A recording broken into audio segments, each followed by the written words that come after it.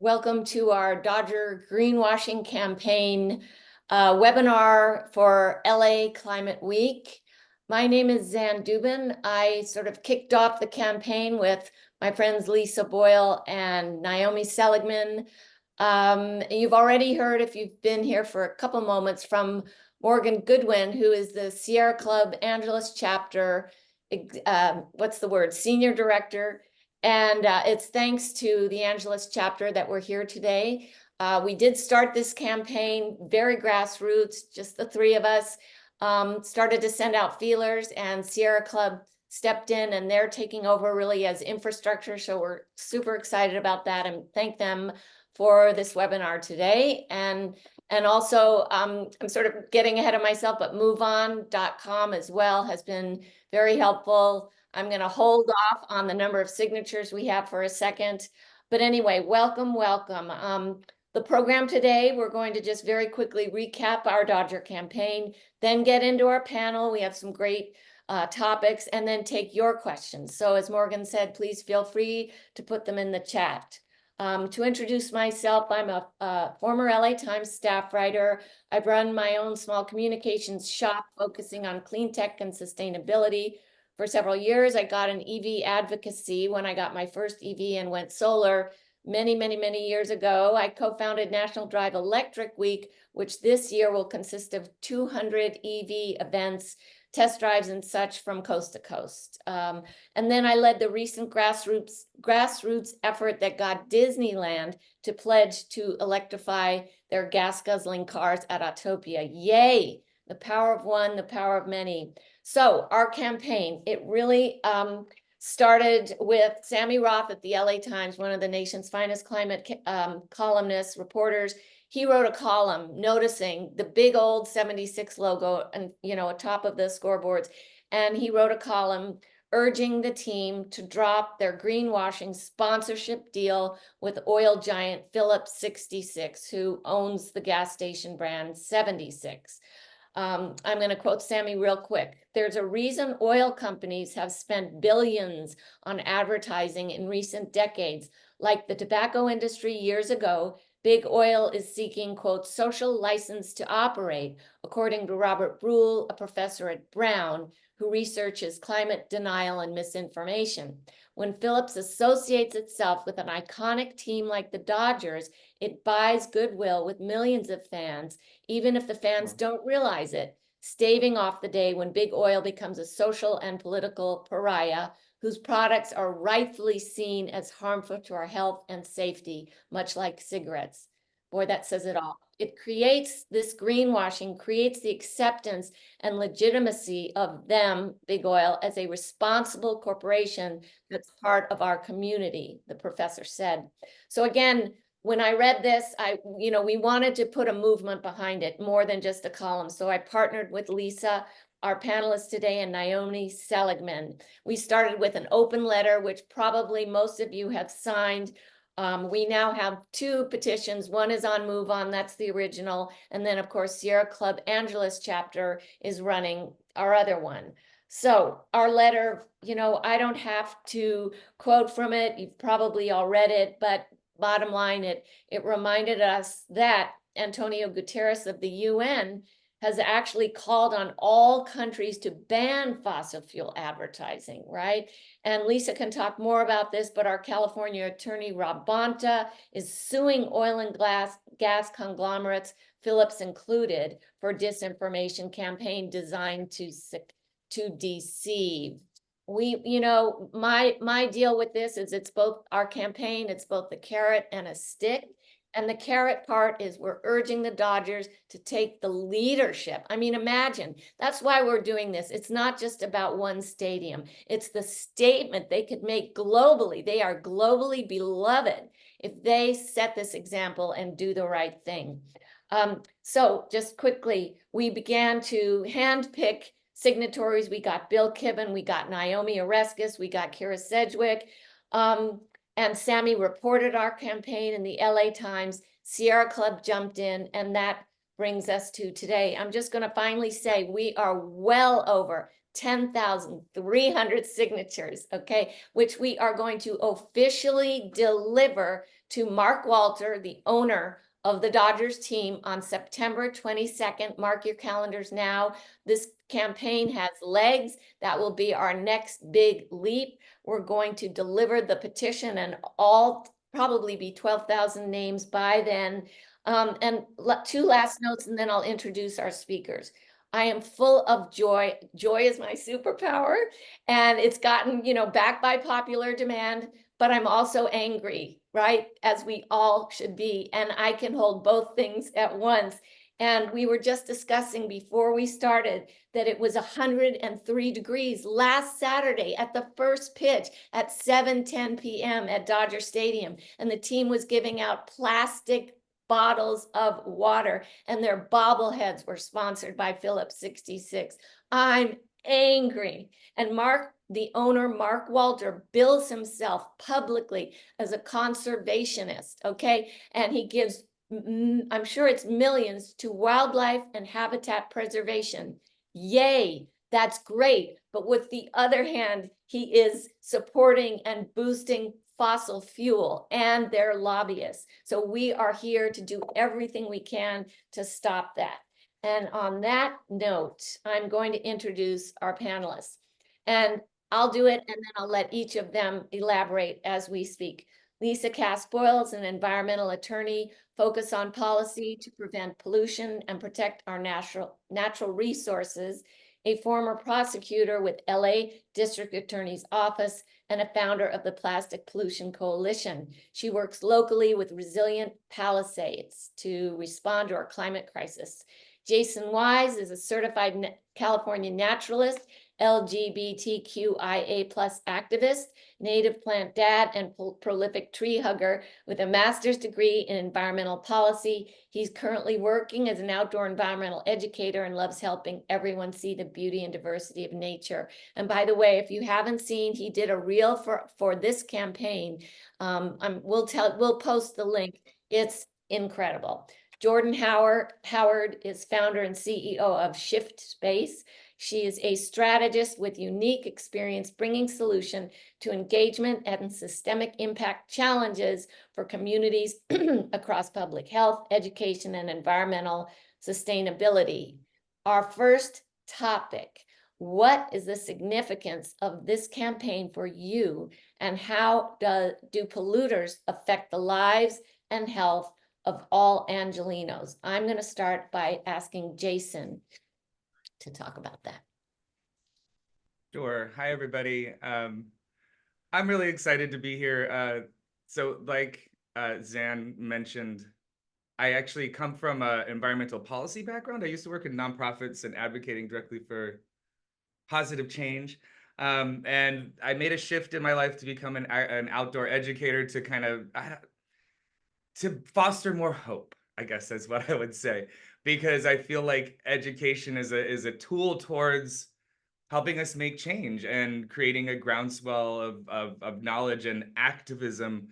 And so when it comes to this particular topic that I have, just even in Zan doing the introduction, I'm feeling a little bit emotional because I have both hope and anger as well, and just a lot of nostalgia, I guess I would say. We're talking about those signs, these 76 signs that, until I read that article from the LA Times, I wasn't really even paying attention to it, I guess, right? They're just sort of have been there. And I read the article and I'm like, God, yeah, they've been so ever present. When I was making the video, when I was going through old footage of my own from Dodger Stadium for that video on Instagram, every scoreboard shot has the 76 logo in it. I'm realizing I was advertising for Big Oil myself when I posted that Instagram story, or what, just all those connections that I just wasn't totally making. And I show these in the video, but I brought them out here today. But for example, let me see if I can get it. These pins from 1990 that my dad collected. This is the 100-year anniversary of the Dodgers. And the back, this is even harder to see. I don't know. It says Unical on there. Unical 76, who owned 76 at the time.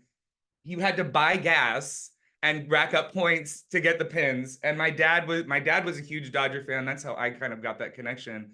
But you know, he has since passed away, and I have some of his Dodgers memorabilia. I have all of his pins that he collected there. But just all of that that was ingrained in my own upbringing, and without even really thinking about it, you know, in 1990 when I was a kid, I was organizing we were collecting newspapers from our homes to recycle. I was already getting into environmental stuff, but not even making the connection to the larger issues. And so, you know, going back to what I do now as an educator, I take people out on hikes, we connect to nature, we learn about problems that are going on, and then also maybe some solutions. And climate change, it's LA Climate Week. Climate change is such a big topic. If you especially when I teach kids, they're just like, it feels overwhelming. Like it's a whole global thing. But what we can do is find the small local ways that we can have an impact. And especially, you know, that could be individually, and then as we grow out to a bigger and bigger community. So this, I feel like, is a good example of us here in Los Angeles can come together to put pressure on the Dodgers to have this impact right there. And like Zan was also saying, you know, then that's leadership, because so many other stadiums are greenwashing with big oil too. So many other brands are doing that. And so this could become the news story that is the Dodgers decide to take down these iconic signs. And then everyone else sees it like, oh, well, they're doing it.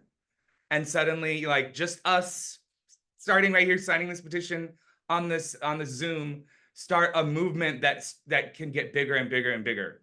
And so that gives me hope, along with the sort of, you know, frustration of what has been going on that I wasn't even seeing, and just the overall, you know, fear climate of what's going on. We have hope here that we can start to foster and create. Thank you, Jason. Jordan, you have a very sort of first-person experience with pollution and big oil. Could you tell us about that? Yes, yes, yes, and the advertisers as well. So it's interesting. I'm in South Central Los Angeles right now. If this wasn't here, you'd be able to see the oil refinery in El Segundo. If I look this way and like these people weren't here because of, I don't know, like something maybe nuclear, I would be able to see the refinery in Carson, because that's how close I am. I'm 5 miles to LAX airport as well. So planes could come, and I'm 2 miles away from Hawthorne Airport. And there are causes and effects to that proximity. So I've had the life and career of working with an impact, working with brands, working with foundations, working with getting youth educated and equipped to understand what these solutions are and what their voice is. And it isn't until I became a 32-year-old sitting in this backyard and just seeing the business at work in my own neighborhood, once I stopped going to conferences and stopped going to speeches and spending my time just sitting here in this neighborhood that I'm from, that I saw, whoa, I've been doing this work for the last 17 years of my life because this is my story.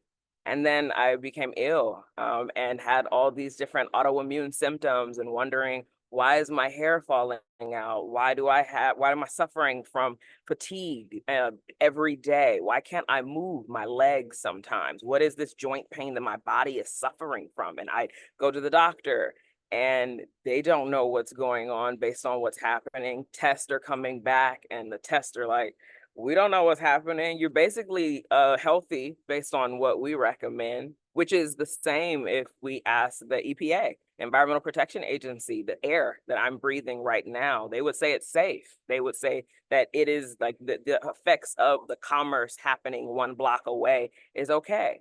And there are, that's the significance. That's one story. I am one person who is 4 years into this reality. What about the people who are raising children who are mothers?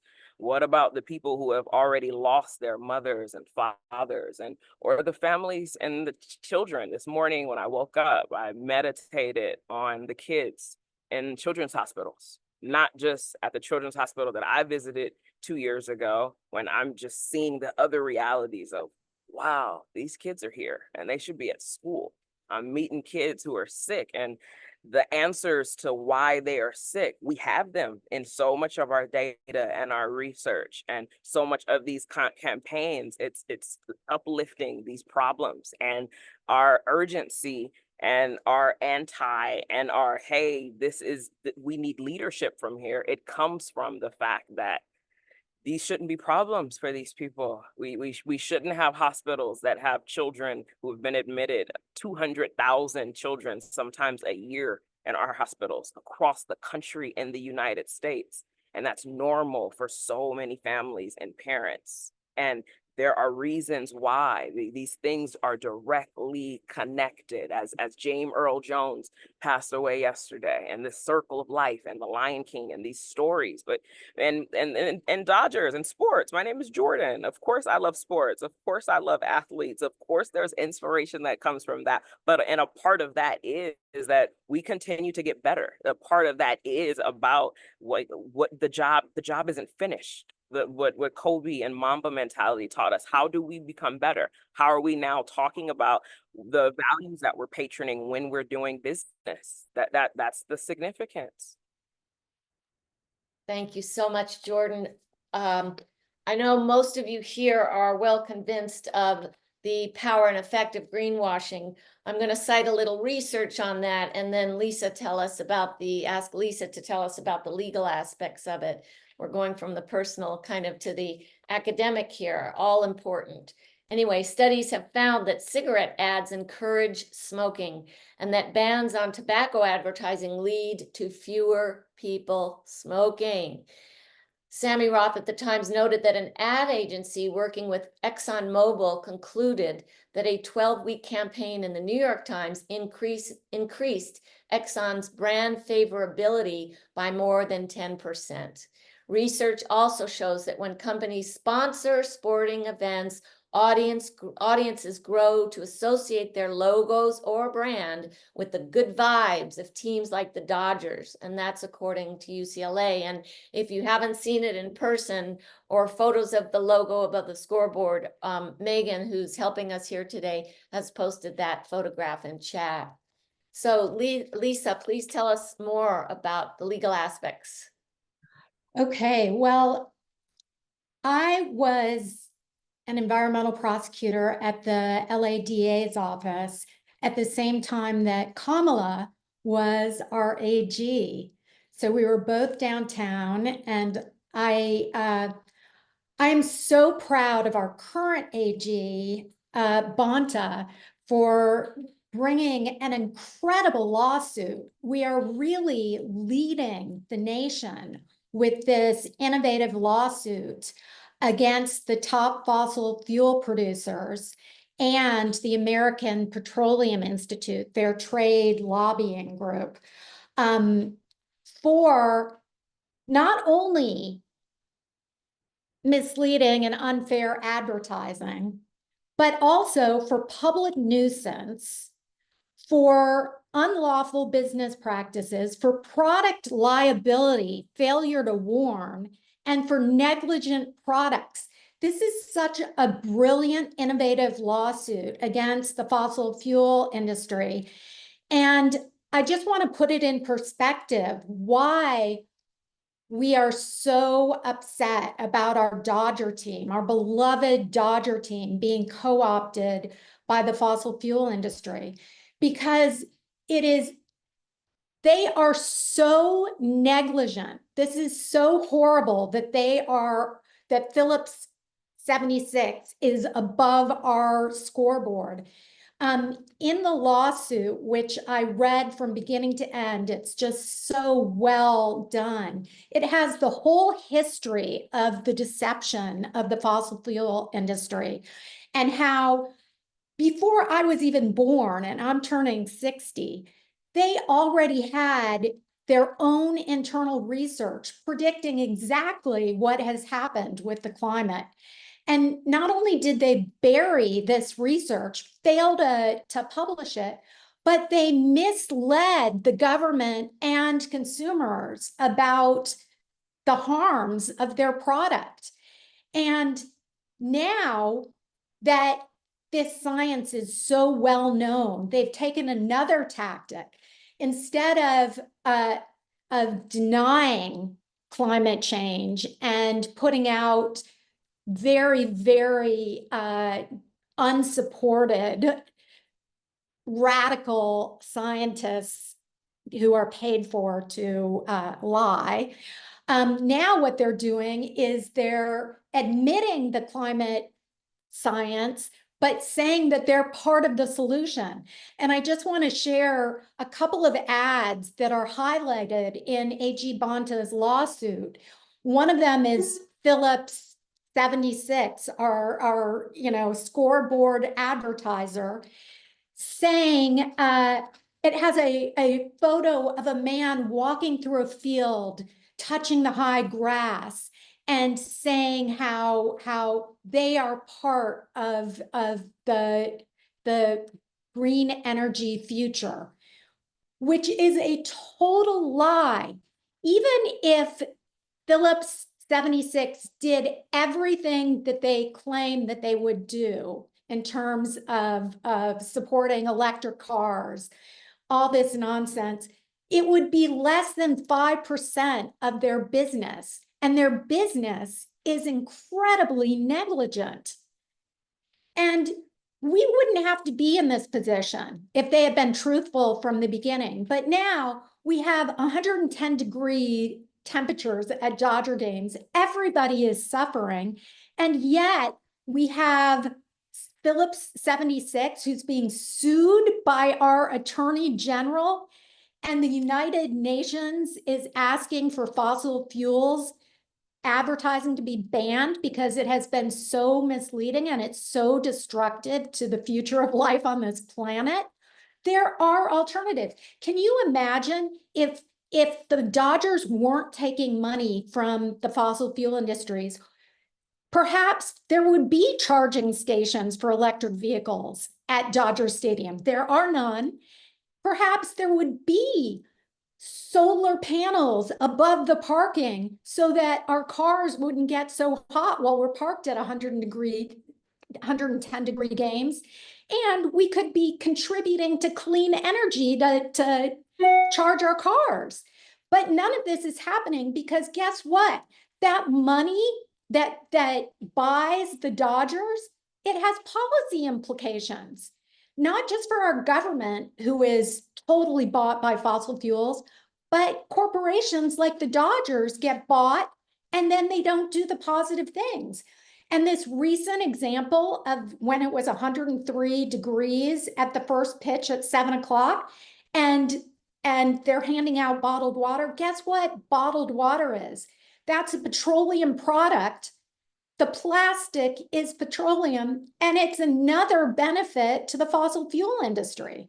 So it's just really offensive for environmentalists who are Dodger fans, who care about the future of humanity, to see those 76 signs. And ARCO funded a health conference for for children. What a joke. They are the leading cause of asthma. So as a huge Dodger fan, my family actually came to LA with the Dodgers from Brooklyn. I'm wearing a Jackie Robinson shirt right now, my favorite Dodger, which I got at the Jackie Robinson Museum in New York. All I have to say is the Dodgers have been there at the forefront of integration, and they need to be at the forefront of protecting our health and our environment, and not take this money from the fossil fuel industry and insult all of us sitting there in 100-degree weather with these blatant advertisements for an industry that has refused to change.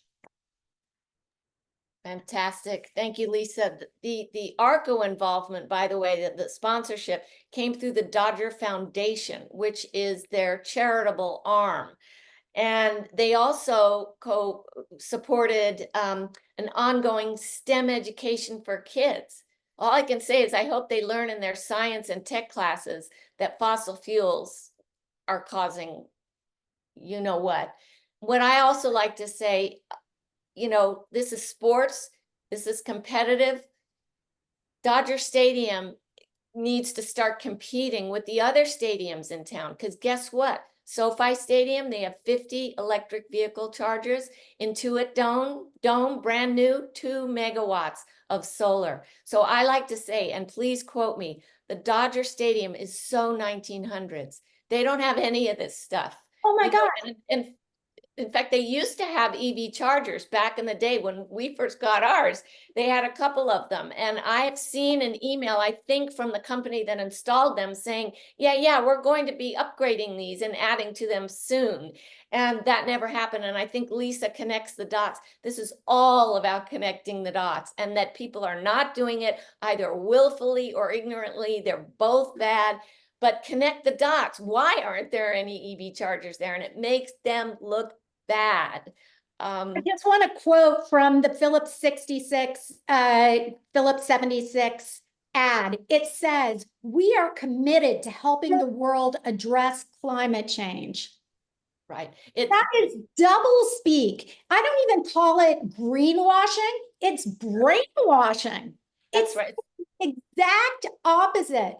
It's what certain politicians do. Say the exact opposite. And if you keep saying it enough, maybe people will believe you. But they are not committed to addressing climate change. In fact, they were so happy with that their prediction that the polar ice caps would melt happened, because then they can start drilling in the Arctic. They bought all this new equipment to drill in the Arctic because their dream came true that there's more places to drill. So let's talk about the other connections. Let's talk about the other connections and the other business that's happening. So the advertising agencies, if you are a company like 76 who owns Phillips, and you're having you have $115 billion of revenue like they did 2 years ago, how much are you spending on advertising? Is that a $3 to $4 billion advertising budget, a $5 billion advertising budget? How many companies are you taking that budget to? How many people are being able to have bonuses off of those budgets?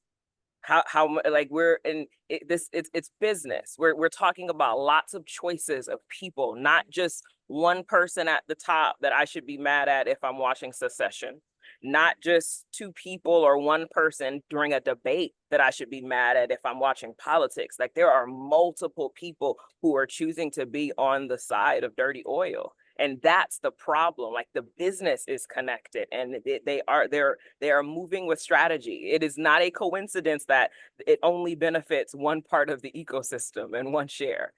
It's not a coincidence.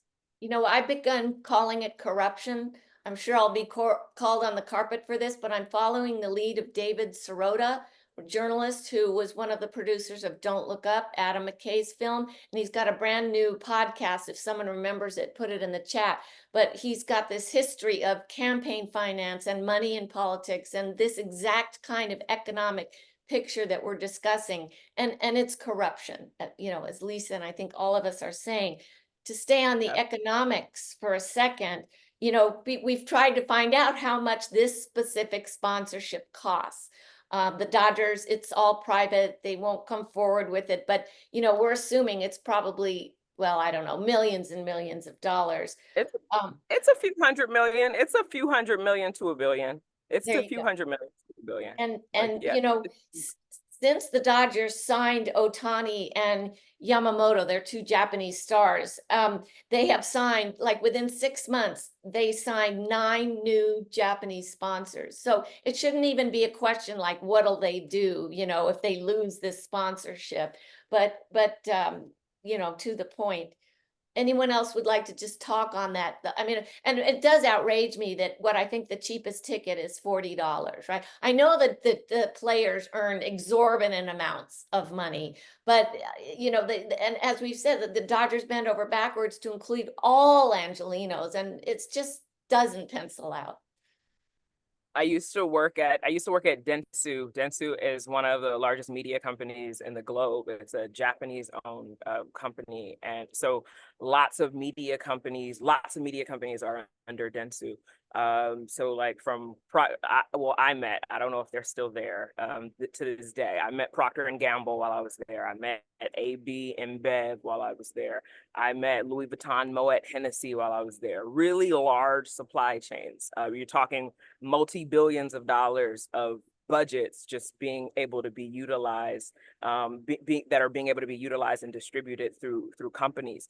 But the conversations that I was having there was with those marketers who did understand, if I'm moving my money, I am choosing values, I am patroning stories, I am choosing sides of a story, and them questioning that part of, well, what does it mean for us to participate and for us to be leaders right now? So this conversation that we're having is very timely because those marketers understand that as well, but they're also able to look at a different market share across other companies where you don't have to directly participate in oil. You don't have to directly participate in these different type of business models. I mean, you have in the same world of oil, you have companies like Google, Amazon, Microsoft, Samsung that can participate their multi-billions of dollars if they want to. And we're asking for folks to just be better at doing business and bring imagination to their business models and how they do business and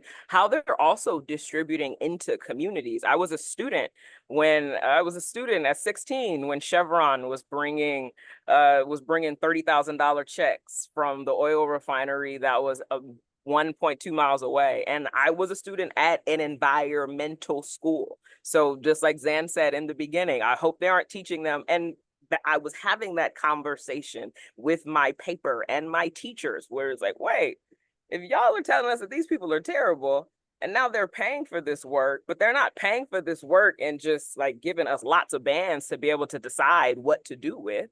They're still giving us really itty bitty coins. They had to take that grant and put how many other grants on top of it? It's not as if they're coming and they're solving the problems that they create in community, which their dollars can. They can be regenerative, and that's what we're asking them to do, to just think a little more on how they're moving their money, what their money is doing, but also too, for the companies like the Dodgers to really think, when we're taking someone's money, what are we having them do in the community? How are we having them contribute? How are we showing up in the community? It's a moral issue. This is one of my favorite books on the topic. It's Terry Tamanen's book, Lives Per Gallon. And it's about the true cost of our oil addiction. And, you know, everybody agrees that we need to get out of the fossil fuel addiction. And solar energy, wind, all the positives are happening at record pace. And it's kind of like, you know, still trying to sell buggy whips before cars. Industries change, we innovate. And this time we're innovating to save our lives, our species and all other species on planet Earth. I mean, it just goes back to the Lorax. These fossil fuel companies are like the makers of the needs that everybody needs, a useless product when there are much better products. And the fossil fuel companies will chop down the last truffle tree, like in the Lorax. They do not care. They are in it 100% for the dollars, and they're not thinking about the consequences. They are internally, and they do prepare like they are in the Arctic, and they have risen their offshore drilling rigs higher because of sea level rise. They know what's going on, but it's so lucrative.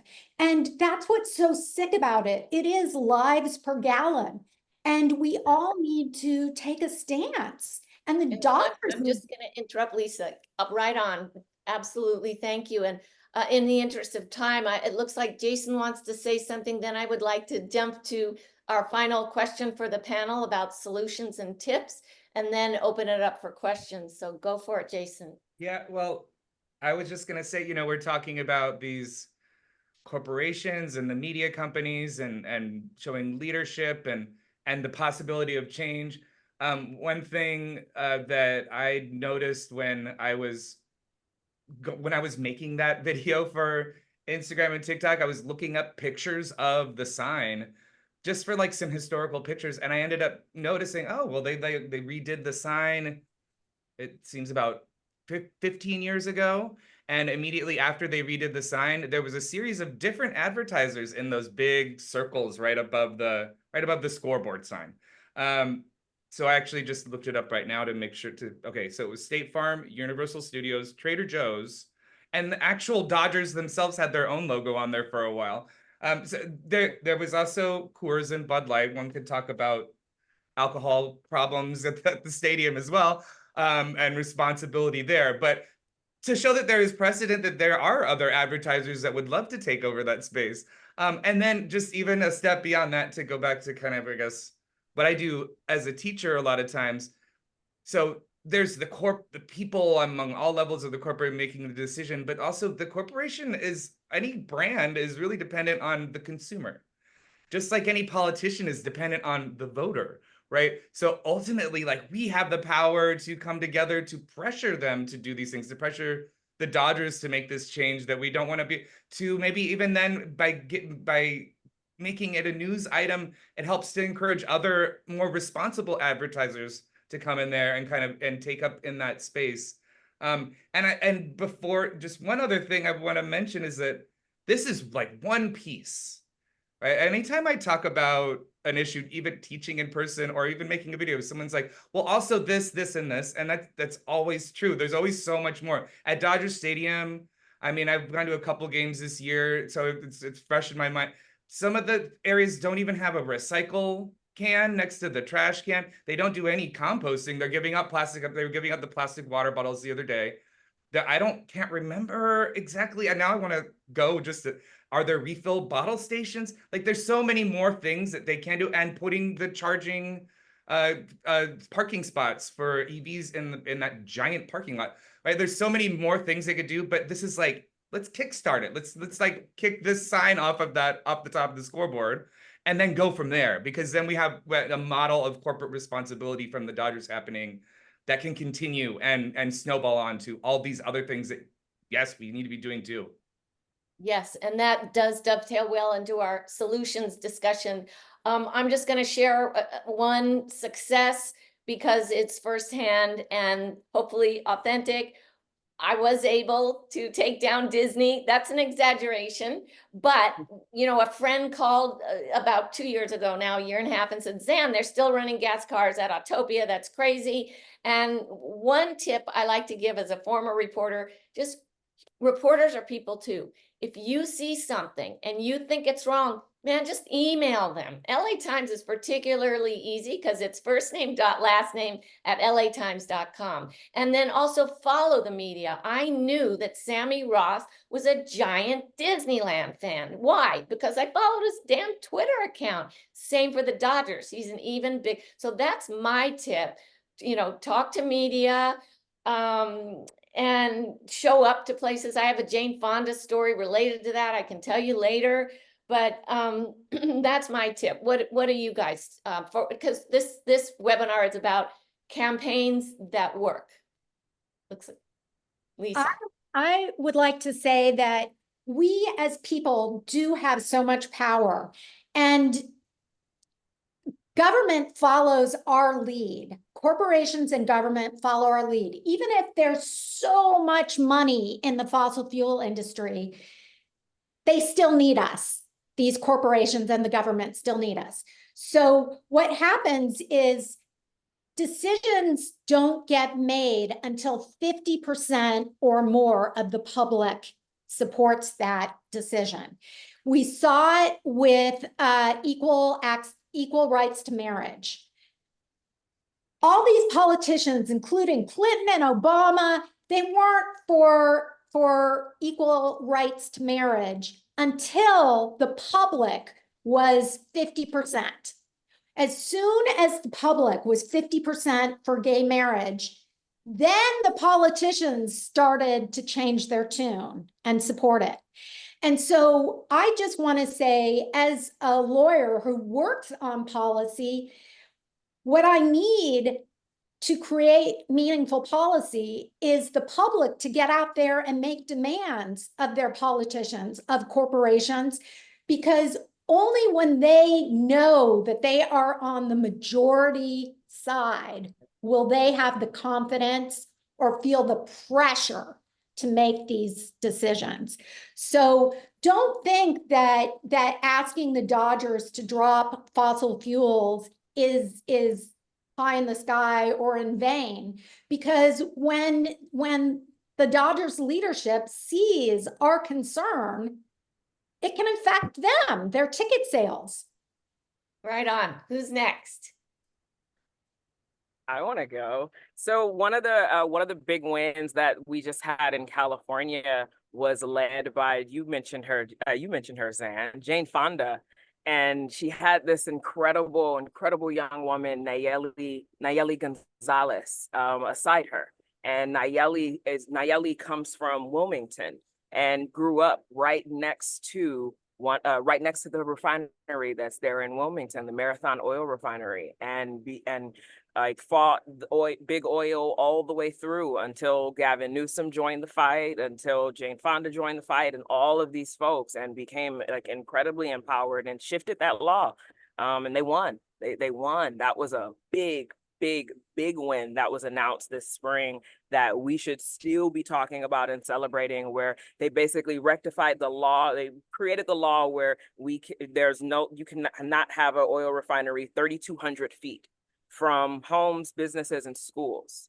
But she grew up inside of a school that was right next to the refinery. So her just seeing that impact from middle school classes where she would understand and know this is what's happening inside of the refinery. That's how engraved it is in these kids' brains, because they're right next to it and they know what's happening there, and they know that it's affecting them negatively. And she grew up with it, and then joined the legislation and shifted it in her lifetime as a young person. So just that piece of like, that's big. Yeah. But And these things often, right, just start with a conversation from one neighbor to the next. It started one from neighborhood to the next. Yeah. One neighborhood to the next. She's ready for the next one, and they're ready for the next one. So who else is going to get them out of their backyard? And 3,200 feet, is that even enough? What's next? How big can we go? And how do you fight the lawsuits against it? And on that cheerful note, I'm going to take one question that I see in the chat and then ask Morgan to possibly assist, because we did promise that we'd get to some questions. I saw a question from Eunice saying, like, what % of the 66 sponsorship funds the Dodgers? And again, that's a complete black hole. We don't have any information as far as I can tell. I know Sammy asked, and unfortunately, it doesn't come through their charitable arm where you can often find, what do you call it, tax return information. So, but keep asking, because it gets under their skin. Morgan, are you seeing some questions you think, excuse me, that we should take? I think it's maybe a more tactical one, but Paul is asking about the implications of the separate ownership of the parking lot when it comes to installing solar. Right. I think he must be referring to the fact that it's owned by, I've forgotten his name, remind me of the former Dodger team owner. Frank McCourt. That's it. Yeah. Yeah, And if and anyone else for that, would like to ask a question, please just raise your hand on Zoom and we'll call on you. And then Jason, sorry. Well, I mean, I was just going to say there's various all kinds of talk about that parking lot and what Frank McCourt wants to do with it, why he didn't sell that and just sold the stadium and the team itself, and possible developing of that. And this all links into the gondola that they've been talking about from Union Station to Dodgers Stadium, which has its own greenwashing implications, because lots of studies have shown it doesn't actually reduce traffic or carbon emissions. And that all links in with the whole stadium and all of its impact, but the parking lot specifically, and what will be happening with that eventually. And so there's no EV chargers, but there's still an old historic 76 gas station in the parking lot that they use for events. Yeah, complicated one there. Can I say something? Can I share something really quickly that I didn't share? So I'm on the board of Leap Lab. Leap Lab is a new science centers that we're building specifically with Dr. Marcus Erickson and Anna Cummins from Five Gyres.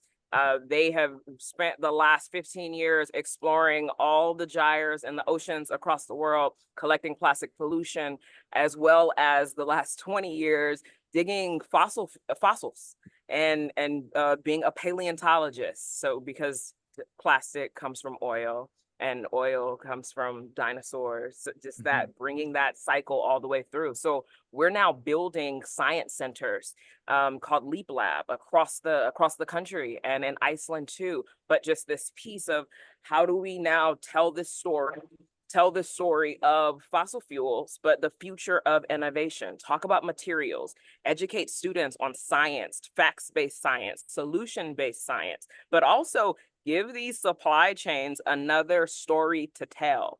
Create engagement, create recreation, create play, teach the kids, teach the babies, engage us, engage the families, create something for us to stop and wonder and create curiosity. Don't extract in communities, but that's another solution of what do you do with this land? What do you do with these stories? What do you do with these artifacts? You create spaces for them and you create connection, but you tell the truth. You tell the truth.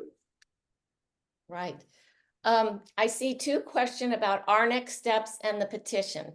So I do have to have a nod to move on. I was sort of new to them, but man, they are a machine. And they sort of took this over on their own and sent it out to probably millions of people. And that's partly how we got all the way up to well over 10,000 now. And so our press conference at Dodger Stadium on Sunday, September 22nd, we are going to formally, literally email every name, every signer to Mark Walter, the owner. I can even do it from my laptop, thanks to modern technology, which is also eating up a lot of energy, by the way. That's the next big thing that's here now. So yes, so we're going to formally deliver it. We'll probably have 12,000 signatures by then, but we are not stopping. You know, please continue to follow Sierra Club Angeles chapter. We'll send you all of the details, and we also would love all of you to come along and bring your friends. It's sort of / press conference protest. And there are also some really good ideas. Like we've reached out in the last 2 months to a lot of politicians, and I'll tell you something funny. I looked at our signature list one day and Representative Katie Porter has signed it, and I was thrilled. And her office called me about a week later and said, that is not true. We did not sign it. Somebody had fraudulently posted her name. But of course, I used that like jujitsu. I said, okay, but do you want to sign it now? So literally an hour ago, I invited her to attend our press conference. So, but if you know of alliances from, Communities for a Better Environment, from Stand Up, my favorite line, right? One of them is Patti Smith's lyric, "Power to the People" is the song.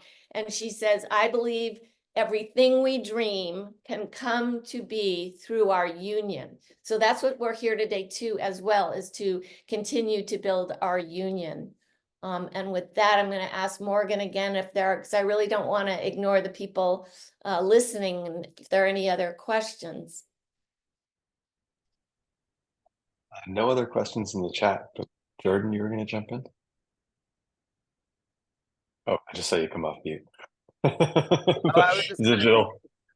I was just gonna say thank you, Zan. Thank you for hosting this. Thank you, Lisa, for bringing us together and encouraging us to use policy, and Zan encouraging us to use the best of our journalists and the free press. And thank you, Jason, for the work you do with students and reminding us that this is about the next generation. Thank you. Yes, and I just want to remind us that the truth is extremely powerful. And so even if we have so much less money and power, we have the truth on our side. And that should be winning. Awesome. Don't forget to sign the petition, and thank you again to Sierra Club Angeles chapter, to move on, and to all of our panelists here. And joy really is action, actually is the best climate depression antidepressant. So keep moving, keep working, keep united. And Vote. Yeah. We don't need any more climate deniers in our EPA. Thanks, everyone. Thank you. Thank you. Thanks all. Bye. Have a great Bye. rest of your day.